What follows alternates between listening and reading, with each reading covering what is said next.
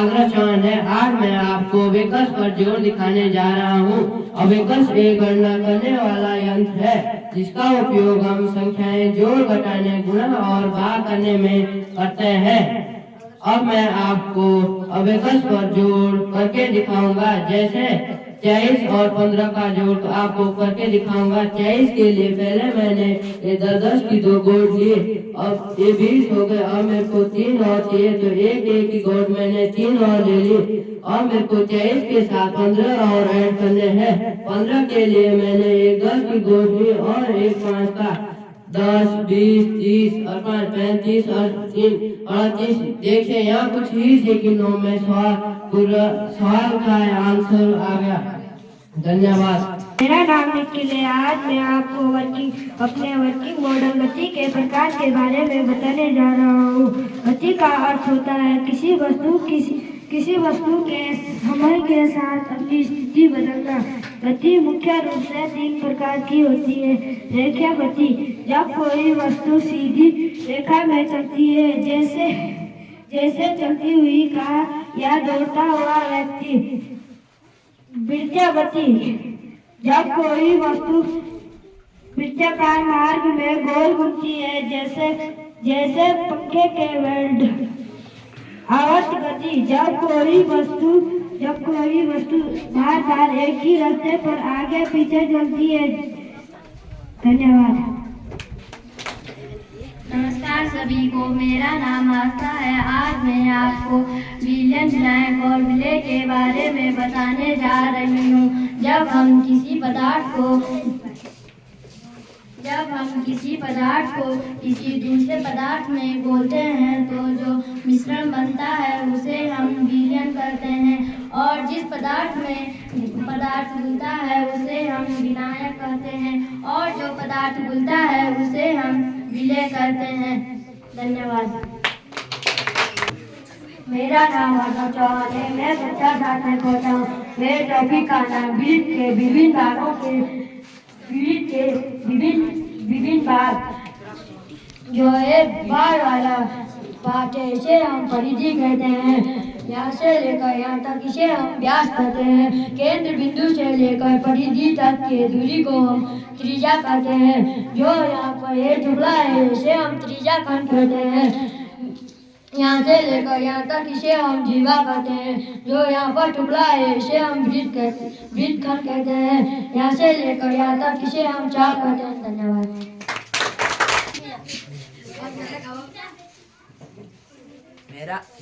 मेरा नाम अंशुल है। आज मैं आपको अपने मॉडल जल शोधन की प्रक्रिया के बारे में बताने जा रहा हूँ। इसमें मैंने प्लास्टिक के गिलास लगाकर पानी को शुद्ध करने के विभिन्न चरण दिखाए हैं। पहले गिलास में कंकड़ और बजरी से बड़े कणों को छान दिया जाता है। दूसरे में रेत, मिट्टी और छोटे कणों को रोकती है।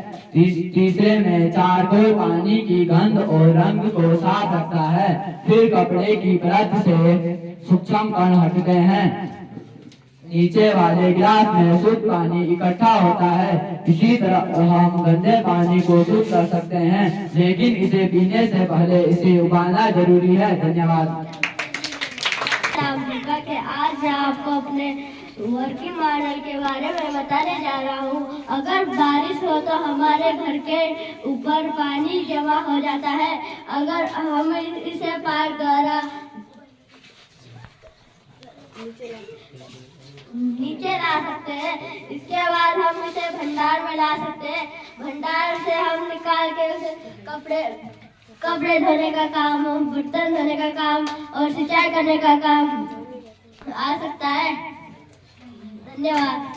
मेरा नाम भारती है। आज मैं आपको गुणनखंड वृक्ष के बारे में बताने जा रहा हूँ। गुणन वृक्ष वो तरीका है जिसमें हम किसी भी बड़ी संख्या को तोड़ के उसके मूल रूप में निकाल सकते हैं। जैसे कि हम 24 का गुणन वृक्ष निकालेंगे तो हम पहले लिखेंगे 24 बराबर 2 गुणा 12 और उसके बाद हम लिखेंगे 12 बराबर 2 गुणा 6। उसके बाद हम लिखेंगे 2 गुणा 6 और हमारे पास अभी मूल गुणनखंड की वृक्ष तो हमारे पास 24।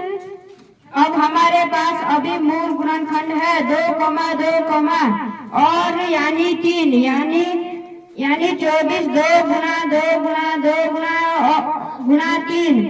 मेरे इस मॉडल पर मैंने पेड़ के रूप में प्रक्रिया के रूप में दर्शाया गया है। धन्यवाद। मेरा नाम द्विवेद है। मैं आज आपको जल चक्र के बारे में बताने जा रहा हूँ। जल चक्र का अर्थ है पानी का एक रूप से दूसरे रूप में बदलना और बार बार दोहराना। सूरज की गर्मी समुद्र और नदियों से वाष्प बनकर ऊपर उठता है। जैसे बादलों से बारिश होकर नीचे आता है और वो नदियों और झीलों में चले जाता है। धूप की गर्मी से ऊपर वाष्प बनकर ऊपर उठता है और बादलों में बूंदे बूंदे लगती है। उसका हम संग्रहण करते हैं। धन्यवाद।